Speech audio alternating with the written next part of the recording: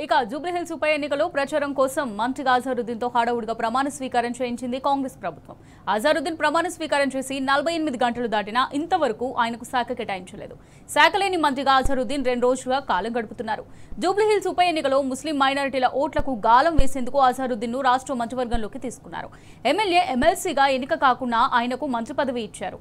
మంత్రి పదవి చేపట్టిన 6 నెలల్లోగా ఎమ్మెల్యే లేదా ఎమ్మెల్సీగా ఎన్నిక కావాల్సిందే. అయితే 6 నెలల్లో ఎమ్మెల్యే ఎమ్మెల్సీ సీట్లేవి ఖాళీ అయ్యే అవకాశం లేకున్నా అజారుద్దీన్ కేబినెట్ లోకి తీసుకోవడంపై కాంగ్రెస్ లోని ముస్లిం మైనారిటీలు అసంతృప్తి వ్యక్తం చేస్తున్నారు. అజారుద్దీన్ మంత్రి పదవి 6 నెలల ముచ్చటేనని పెదవి విరుస్తున్నారు.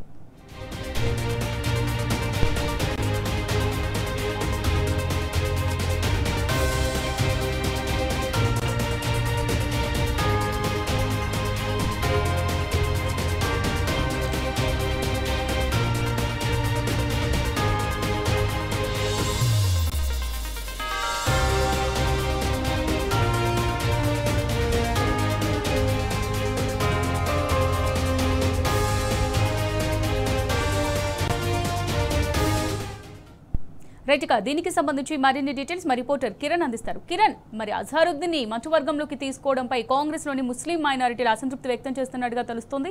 మరి దీనికి సంబంధించి పూర్తి డీటెయిల్స్ ఏ విధంగా ఉన్నాయి కిరణ్? అమూల్య, ఇప్పటికే రాష్ట్ర ప్రభుత్వం కావచ్చు, ఇటు కాంగ్రెస్ పార్టీలో పెద్ద ఎత్తున జోరుగా చర్చ జరుగుతున్నటువంటి నేపథ్యంలో తీవ్రంగా మంత్రి పదవుల కోసం ప్రయత్నించినటువంటి వాళ్ళంతా కూడా అసహనం వ్యక్తం చేస్తా ఉన్నారు. ఈ నేపథ్యంలోనే పూర్తిగా జూబ్లీహిల్స్ ఎన్నికలు రావడంతో మంత్రిగా ప్రమాణ స్వీకారం చేశారు అజారుద్దీన్. 3 రోజులు గడుస్తున్నా ఇప్పటికీ శాఖలు కేటాయించలేదు.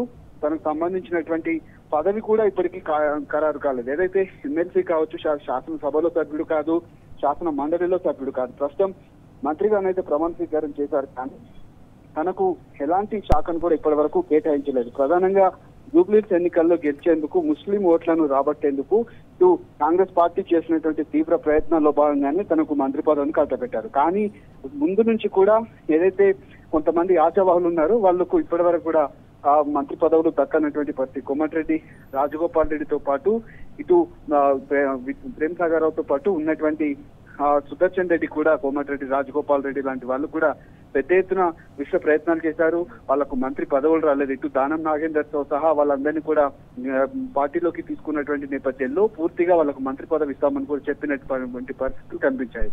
ప్రస్తుతం ఉన్నటువంటి సిచ్యువేషన్ లో అసహనం వ్యక్తం చేస్తున్నారు. ఎలాంటి సభ్యుడు కానటువంటి వాళ్ళకి ఇంత ఆదరాబాదరాగా ఎందుకు ఆ మంత్రి పదవి కట్టబెట్టాల్సి వచ్చింది, తమకు ఎందుకు పదవులు ఇస్తామని ఆశ చూపి మమ్మల్ని ఎందుకు మోసం చేశారంటూ కూడా పెద్ద ఎత్తున జోరుగా చర్చ అయితే నడుస్తున్నటువంటి నేపథ్యంలో అందులో ప్రధానంగా ఉన్నటువంటి కాంగ్రెస్ పార్టీకి చెందినటువంటి కొంతమంది వ్యవహారం కూడా పెద్ద ఎత్తున జోరుగా చర్చ జరుగుతున్న నేపథ్యంలో పూర్తి స్థాయిలో ఈ మంత్రి పదవులకు సంబంధించినటువంటి రచ్చ ఇంకా కొనసాగుతోంది. అందులో భాగంగానే ఇటు ఎవరైతే సుదర్శన్ రెడ్డికి ప్రభుత్వ సలహాదారు పదవి ఇచ్చి ఏదైతే 6 గ్యారెంటీల అమలుకు సంబంధించినటువంటి బాధ్యతలను తనను అప్పగించారు. అంతేకాకుండా ప్రేమ్ సాగర్ రావుకు ఒక కార్పొరేషన్ పదవిని ఇచ్చి మాత్రమే వదిలించుకున్నారు. ప్రస్తుతానికి సివిల్ సప్లై కార్పొరేషన్ చైర్మన్ గా తనకు ఏదైతే మొన్న జీవో కూడా విడుదల చేసినటువంటి పరిస్థితి. సీనియర్ గా ఉన్నటువంటి వాళ్లకు కాకుండా చాలా మంది కూడా అటు వీర్లయ్య కావచ్చు, ఆది శ్రీనివాస్ కావచ్చు, దానం నాగేందర్ కావచ్చు, ఇలా చాలా మంది కూడా మంత్రి పదవి ఆశించారు. కోమటిరెడ్డి రాజగోపాల్ రెడ్డి కూడా కాంగ్రెస్ పార్టీ నుంచి అటు బీజేపీలో చేరి గత మునుగోడు ఎన్నికల్లో కూడా తాను ఓడిపోవడం జరిగింది. మళ్ళీ ఎన్నికలు రావడంతో కాంగ్రెస్ పార్టీలోకి మంత్రి పదవి ఇస్తామని మళ్ళీ పార్టీలోకి రావాలంటూ కూడా రేవంత్ రెడ్డి గేమ్ చేంజర్ గా తాను పూర్తిగా ఆ పార్టీలోకి తీసుకున్నటువంటి పరిస్థితి. ఇప్పటి వరకు తనకు మంత్రి పదవి ఇవ్వకపోవటం పైన తీవ్ర స్థాయిలో ధ్వజమెత్తుతున్నారు. తను కూడా మంత్రి పదవి ఆశిస్తున్నారు.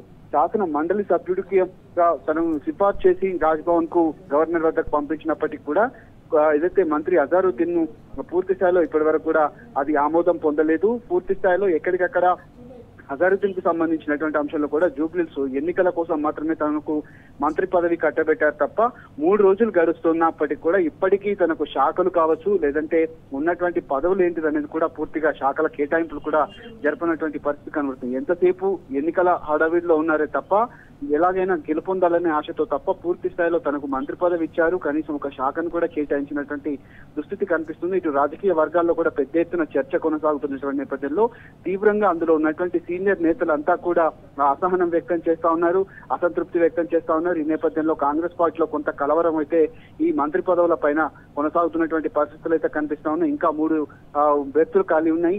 అందులో తమ ఖచ్చితంగా అవకాశం ఇవ్వాలంటూ కూడా కోరుతున్నారు. వాళ్ళందరూ కూడా కార్పొరేషన్ పదవులు కావచ్చు, లేదంటే మరికొన్ని పదవులు, నామినేటెడ్ పదవులు కట్టబెట్టి వాళ్ళను ఏ విధంగానైనా దూరం పెట్టాలనే ఆలోచనతో కనిపిస్తా ఉన్నారు. అటు మరోవైపు విజయశాంతి కూడా మంత్రి పదవి ఇస్తామని కూడా తనకు ఎమ్మెల్సీ ఇచ్చారు తప్ప ఇప్పటి వరకు తనకు మంత్రి పదవి కూడా ఇవ్వలేదు. తాను కూడా ప్రచారంలో ఎక్కడా కనిపించట్లేదు.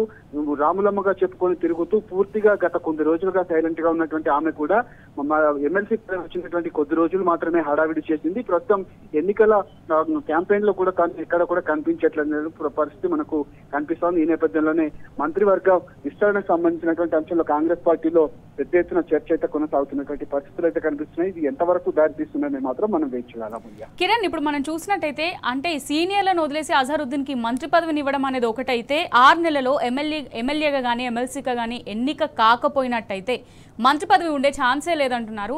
మరి దీన్ని ఎలా చూడొచ్చు అంటారు? ఎందుకంటే మంత్రి పదవి ప్రస్తుతానికైతే ఇవ్వచ్చు, కానీ అందులో 6 నెలల లోపు ఏదైనా శాసన సభ్యుడిగా కానీ శాసన మండలి సభ్యుడిగా కానీ ఖచ్చితంగా ఉండాలి. ఏదైనా ఒక పదవిలో మాత్రం ఖచ్చితంగా ఉండాలి. కానీ ప్రస్తుతం ఏదైతే అటు కోదండరామ్తో కావచ్చు, అంతకుముందు ఉన్నటువంటి ముస్లిం నేత ఎవరైతే ఉన్నారో తనకు ఇద్దరికి కూడా ఎమ్మెల్సీ ఇస్తే సుప్రీంకోర్టు దాన్ని కొట్టివేయడం జరిగింది. ప్రస్తుతం కోదండరామ్ పేరుతో పాటు అజారుద్దీన్ పేరుని మళ్ళీ గత కేబినెట్ లో 2వ కేబినెట్ లో కూడా పూర్తి స్థాయిలో తనను సిఫార్సు చేసి పంపించినటువంటి పరిస్థితులు కనిపించాయి. కానీ ఇప్పటి వరకు కూడా దాదాపు 2.5 నెలలు 3 నెలలు గడుస్తున్నప్పటికీ కూడా అజారుద్దీన్ కు సంబంధించినటువంటి శాసన మండలి సభ్యత్వం కానీ, అటు కోదండరామ్ కు శాసన మండలి సభ్యత్వం కానీ, ఈ 2 కూడా ఇప్పటి వరకు గవర్నర్ వద్ద ఆమోదం పొందలేదు. ఈ నేపథ్యంలోనే ఎన్నికల కోసం మాత్రమే సీనియర్లను వదిలి అజారుద్దీన్ కు ముస్లిం ఓట్లు ఎక్కువగా ఉన్నటువంటి జూబ్లీహిల్స్ కాన్స్టిట్యున్సీలో ఆ ముస్లిం ఓట్లను రాబట్టేందుకు మాత్రమే ప్రస్తుతం తన పైన మంత్రి పదవిని కట్టబెట్టారు తప్ప అజారుద్దీన్ కు ఇప్పటి వరకు ఎలాంటి శాఖలు కూడా కేటాయించలేదు. 3 రోజులు గడుస్తున్నప్పటికీ కూడా ఏ శాఖ కేటాయిస్తారు, అసలు తనకు మంత్రి పదవి ఇవ్వడానికి ఎవరు ముందు చర్యలకు పూనుకున్నారు అనేది మాత్రం ఇంకా కాంగ్రెస్ పార్టీలో పెద్ద ఎత్తున జోరుగా చర్చ కొనసాగుతుంది. సీఎం రేవంత్ రెడ్డి పైన ఉన్నటువంటి నేతలంతా కూడా ఆగ్రహం వ్యక్తం చేస్తా ఉన్నారు. తమకు పదవులు ఇస్తామని చెప్పి కొత్త వారిని తీసుకొచ్చి మళ్ళీ పదవులు కట్టబెట్టడం పైన పాటు కాంగ్రెస్ పార్టీలో అయితే పెద్ద ఎత్తున చర్చ కూడా కొనసాగుతున్నటువంటి పరిస్థితుల నేపథ్యంలో ఇది మొత్తంగా అజారుద్దీన్ అంశం అయితే కాంగ్రెస్ పార్టీలో కొంత కలవరపాటుకైతే గుర్తు చేసినటువంటి పరిస్థితులు మనకు కనిపిస్తా ఉన్నాయి. Right, thank you Kiran.